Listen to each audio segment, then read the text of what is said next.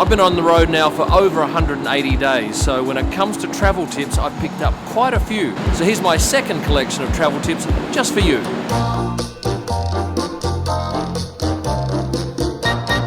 Take a photo of your luggage and keep it on your mobile phone. In the event that yours goes missing, instead of trying to describe it to the airline and tick a box on their piece of paper, give them the picture.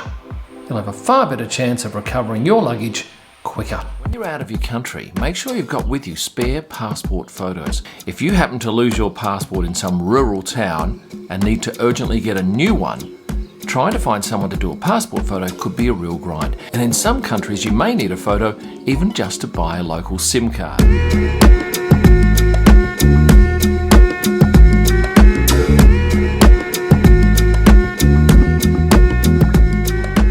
Use the Google Translate app. Download it before you leave home and then use the camera feature to simply focus on signs, menus, anything in foreign language, and the app translates it for you in real time. Invaluable, especially when you're dealing with languages like Chinese or Japanese, which have completely different characters. Everything is upside down. Don't know what's going on. For those going away on a holiday with their partner, it's a good idea to mix up your clothing in each other's suitcases. In the event that an airline loses a case or worse still gets stolen, at least you've both got clothing available. If you ever return a rental car and just simply leave the keys in the key return chute, you must video the exterior of your car. And I had an incident in Figueres in Spain once where I left it in perfectly good nick, out in the open, dropped my keys back, didn't take a video, and they charged me 900 Australian dollars for some damage that I did not do. So always take a video of your car when you drop it back to a car rental company and there's no one there to sign off.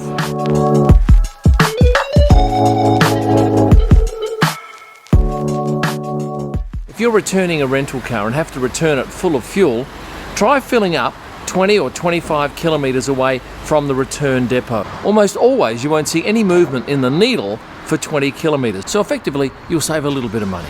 Don't ever be shy about asking a concierge to help you out. It might be concert tickets, it might be arranging a SIM card, it might be simply acting as a translator over the phone.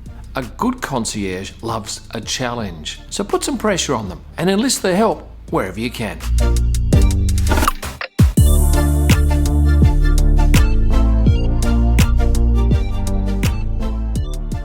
If you're approached in the street by a scammer or a pesky salesperson, the worst thing you can do is to talk to them. The moment you open your mouth, they know what language you speak, and if they're any good at their trade, they will be brilliant at persuading you. So once again, when you're approached by someone you don't want to be involved with, simply walk on by.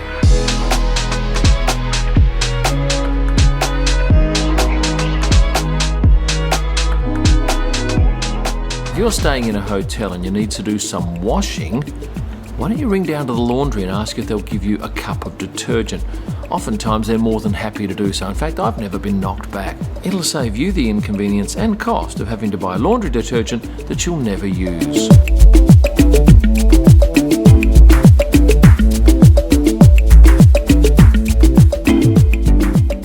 If you're travelling with a group of people, it's wise if you all have the same travel insurer. Why? In the event that, say, you need a group evacuation, it'll be a lot easier if there's one insurance company involved handling the situation for everybody. So next time you're heading away with a group of friends, suggest that you all get the same insurer and never travel without insurance.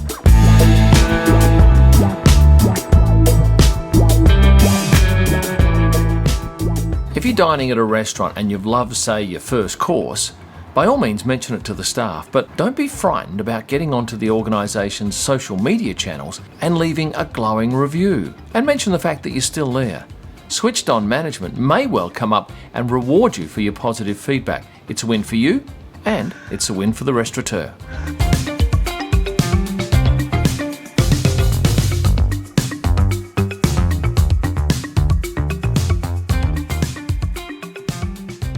This is the Gilda restaurant in the old part of Bucharest, And this restaurant, like a number of restaurants, adds a 10% tip. Now, they don't ever tell you on the menu that their meals are subject to a 10% tip. They just include it at the end. Now, you have every right to get that taken off. They don't like it, but if they don't advise you up front that there's a service charge, you're not required to pay it if you don't think the service is worth it.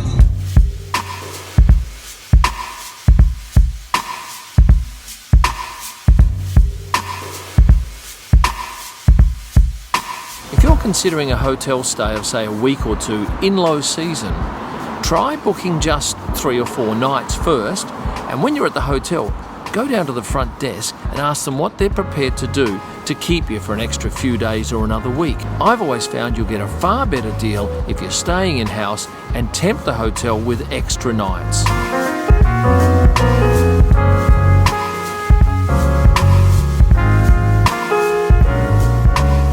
Download offline Google Maps and Google Translate such that if you lose internet connection, you've still got access to them on your phone.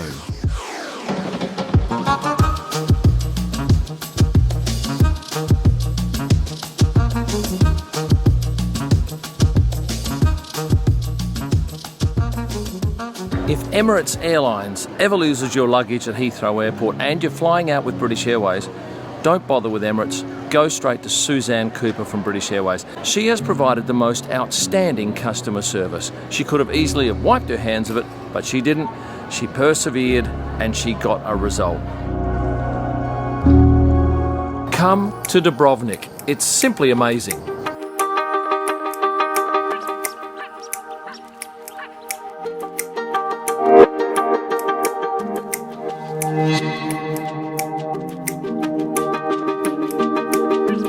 If you wanted to travel from, say, Los Angeles to Dallas, sometimes it's cheaper to buy a flight from Los Angeles to New York going via Dallas and simply getting off when it stops over. Now, you can't do that if you've got luggage on board because that luggage is going to go to New York.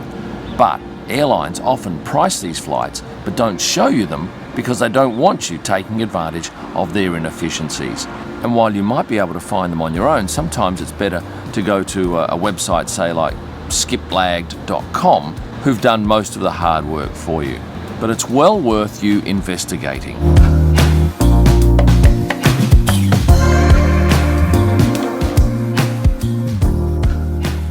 If you're planning to do a lot of driving on your next holiday, take with you a cheap dash cam. Fit it to your front windscreen. In the event of a crash and the other person's in the wrong, you've got great evidence. Oh, but what happens if you're in the wrong?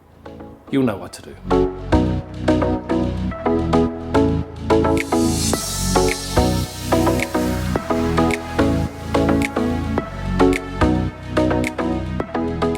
If you want to do a panoramic photo or time-lapse, consider going and getting yourself an egg timer, something that spins smoothly. Then mount your phone or your small camera on it, set the timer to rotate, and bang, you get yourself this lovely smooth rotation you wouldn't get if you were hand holding.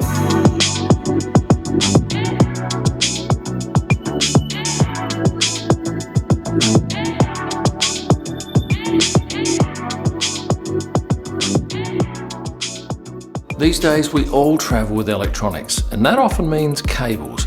So when I got hold of this cable with these 2 extra adapters, I was in awe of it.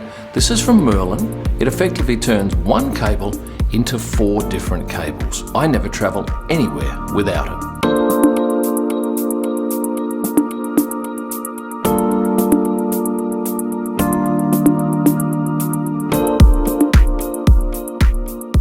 If you're staying in a hotel and worried that you're not getting enough exercise, instead of taking the elevators, use the stairs. And of course, the higher your floor, the more exercise you get. Let me stay. Would your arms around me? If we stay here like this, it's the only place where I wanna be. If you're doing a lot of traveling and visiting countries with different power plugs, get one of these, an all-in-one unit. It's got every single plug that you'll need, plus you can plug in 2 USB cables. Don't wanna hold the beat too steady. For you, for you, for you.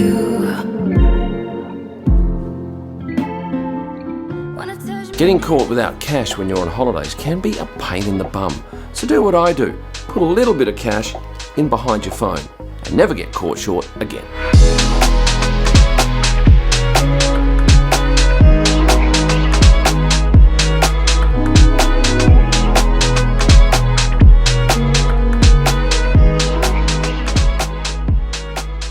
If you forget a charger for your mobile phone but still have the USB cable, did you know that you can charge it from the back of a television set? Next time you forget your charger, don't worry.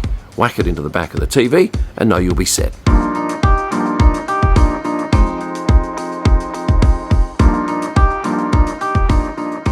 If you want to watch a movie on your iPhone during a flight, but you don't want to have to hold your phone the whole time, simply take it out of its case, use one of the bags that's in the seat pocket, squeeze it in behind your phone, and hang it up using the tray.